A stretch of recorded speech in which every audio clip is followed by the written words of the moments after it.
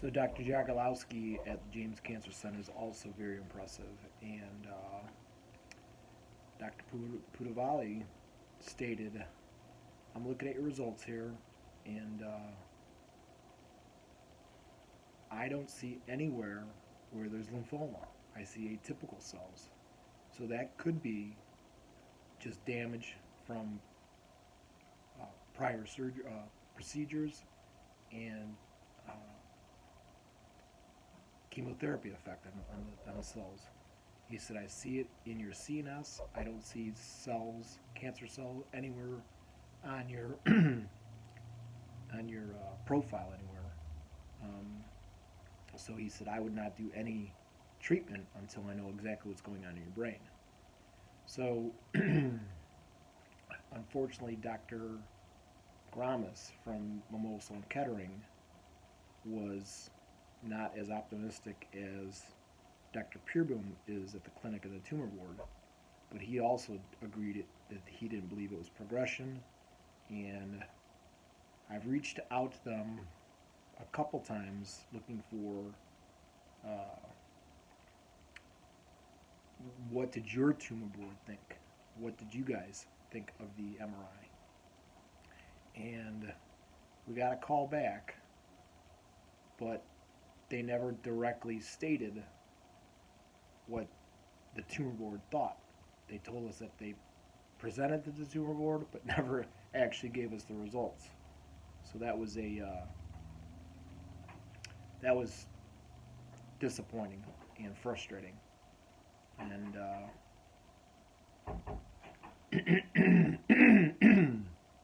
been really really dealing with some phlegm. Last night I could not sleep.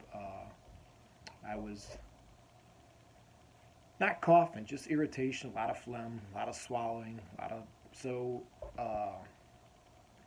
My last MRI showed also some inflammation in my sinuses, and I've had postnasal drip for teens. And my brother and I would share a room, and I would be swallowing like that all the time. And it's still with me today. So I don't know where this postnasal drip's coming from. Obviously, it's coming from my sinuses, but I don't know why. And I've never really had allergies to speak of. So I threw out a poll question to my CNS lymphoma group that's worldwide. There's Facebook, there's only 356 members. And I'm trying to find some kind of commonality, some kind of something. So I listed my list of things that I thought might be significant in this disease. First and foremost, I guarantee it has to do with the toxic landfill that I grew up next to. It was, if you've ever seen the movie Aaron Brockovich, that's basically like where I grew up. And I was just thinking about this the other day. It was, I was doomed. There's no, I mean, environmentally, we had a truly toxic landfill. The EPA completely turned a blind eye. And the more I think about this, the more I talk about it, the more pissed off I get. We lived in a small little village just south of Cleveland, Ohio, about 15 minutes south of Cleveland. And if you think about Cleveland 50 years ago, it was an industrial hub. And we were down in the valley. And the landfill was above us. We had well water, we had fruit trees, we had gardens, and not only did we bathe in it, drink it, grow our food in it in the summertime, but also, so if you're familiar with thermals, everybody knows that heat rises and cool falls. Well, when the temperature would drop in the summer, that nasty smell, acidy, smell would roll down the hill, and you would smell this. So at the nanoparticle level, we were all breathing this shit in. And it just, I don't know why it took so long to dawn on me. They had humongous high tension power lines that ran right over the top of us. Well, those aren't good for you. You could hear them buzzing at night. You can still hear them today buzzing. And there were 55-gallon drums up there, knocked over, rusted out. And as a kid, I can remember distinctly hearing trucks dumping 2, 3, 4, 5 o'clock in the morning up there, because we didn't have shit. We were lucky if we had screens in our window. We certainly didn't have air conditioning. And I could hear them clear as a bell. Trucks going in there at all hours of the night. Now, who dumps at those hours? Total bullshit. So Scene Magazine did an article on it in January 2007. It's a 4-page article called A Tomb with a View. Jared Klaus was the journalist, the author, the reporter, and his girlfriend, the story I got from him was his girlfriend worked at the PetSmart or Pet Supply place up there at Cityview, is what this shopping center was called, which was supposed to be this incredible strip center mall for they had Dick's Sporting Goods, they had a Walmart. Of all things that's still up there, ironically, is the Giant Eagle grocery store. They're serving food out of this. They had these humongous plastic containers. I'm talking probably, I don't know, 500 gallons, catching all this nasty fluid off the runoff off the hill. You go on the back side of the buildings, and there's settling a foot. They had all the so then the brain trusts that were in charge of this. There's methane there constantly venting all the time. They vented methane gas pipes through the buildings up into the through the roof of the buildings to vent out it. They had methane alarms that would go off left and right. And this Jared Klaus's girlfriend asked him, "Hey, Mr. Investigative Reporter, why don't you check out and see what's going on in this area? A lot of my coworkers are leaving sick here. I'm getting headaches."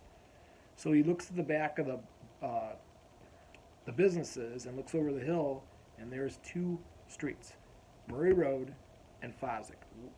2 little streets on a little, maybe 80 houses, and that's where I grew up. And everybody I grew up with, parents and now kids that I grew up with, all have some kind of fucked up disease. Not typical. Like the disease I've got, this very rare form of brain cancer called primary central nervous system lymphoma. It's so rare, it's less than 3% of all central nervous system cancers.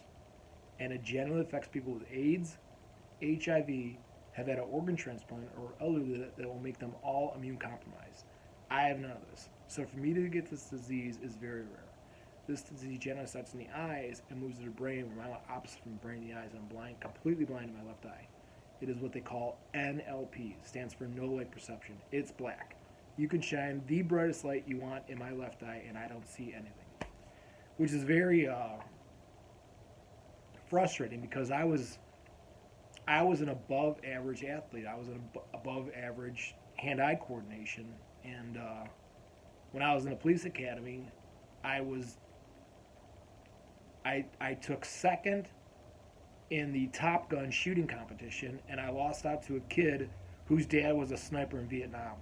And he comes up to me, he's like, "Dude, I've been shooting since I came out of the womb." He's like, "That's all I do." So I was proud of that I took second to him. And then and then in the driving course, we had this piece of shit old Ford Crown Victoria that can't get out of his own shadow, and I lost this other kid, Rob from Bainbridge. He was 21. I was 28. I was 28 when I was in the academy, and that was 1998. Shit, that's 21 years ago. Holy shit. So yeah, I'd be starting my 21st year as a police officer. Um, that's crazy. And what else is crazy is this whole Ohio Police and Fire Pension Fund is absolutely ridiculous. How they just don't they screwed the Ohio Police and Fire Pension and Ohio Police and Fire retirees pre 65, which I fall under. And this John Gallagher, Liz and I went to every meeting, and we took.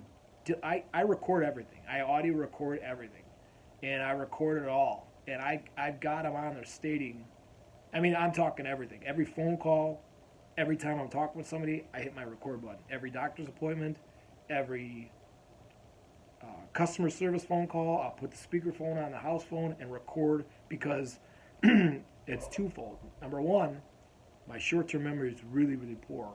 And number two, I want actual verbatim quotes from what people tell me. So if they say this didn't happen, I could say bullshit. So it's actually helped out quite a bit. But nonetheless, we went to every one of these meetings, and time again, we were told by John Gallagher, you will be able to, I mean, it was Obama all over again. You'll be able to keep your same doctors, everything's going to be the same. Well, that's not true at all. And I actually reached out to, so the three villages that I grew up in, Valley View, Brooklyn Heights, where I live now, and Cog Heights, all went to Cog Heights school systems. There's three small villages. I mean, tiny. So for a city to be a city, it has to have over 5,000 people. I think Valley View, Brooklyn Heights, and Cog Heights, maybe Valley View's got the most because they've got a huge development up there called Strathmore. So Valley View's got the most residents at about maybe 2,000, 3,000, 2,500, and then Brooklyn Heights and then Cog Heights. So because of the school system, a lot of the police and fire departments work together and back each other up on calls and stuff like that. So Cog Heights actually dispatched for Brooklyn Heights, Valley View, and Cog Heights. And the local SWAT team is made up of those three villages, Valley View, Brooklyn Heights, Cog Heights, Independence, where was my second place of employment, Brecksville, Broadview Heights,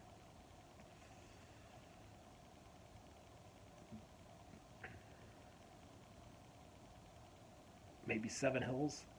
Anyways, it's called SEB, Southeast Bureau. And Mark Hine is now a retired Cog Heights cop, and he was one of their snipers. And we had a call in Valley View of I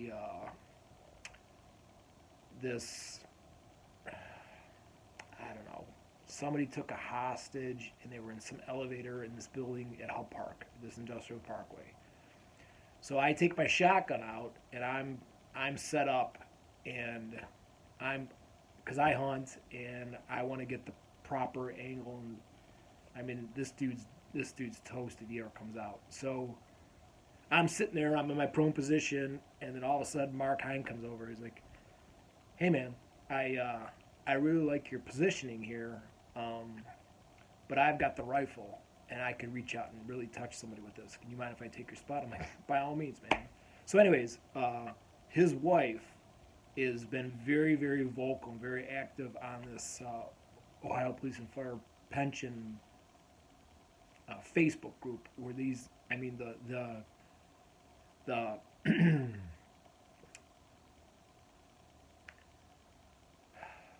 Jesus Christ, this memory sucks. and I'm at a loss for words right now. And so Liz, just this morning, last night I read. I went to bed late last night. I mean after 12:30, which I don't like to go to bed that late. But I can't. I was up because I got the results back from my baseline uh, neuropsych exam, and I was pretty pleased on it. And I don't know why I'm so hard on myself. I went through with a green highlighter and a red highlighter, and I highlighted in green all the positive stuff where I was above average, superior above, and and then the ones that were below average, I hit with a red pen, a red highlighter. I read through it, and I felt pretty good about it. It was positive. I was in a lot of the above average and superior um, categories, which is great. Is this thing on? Seriously?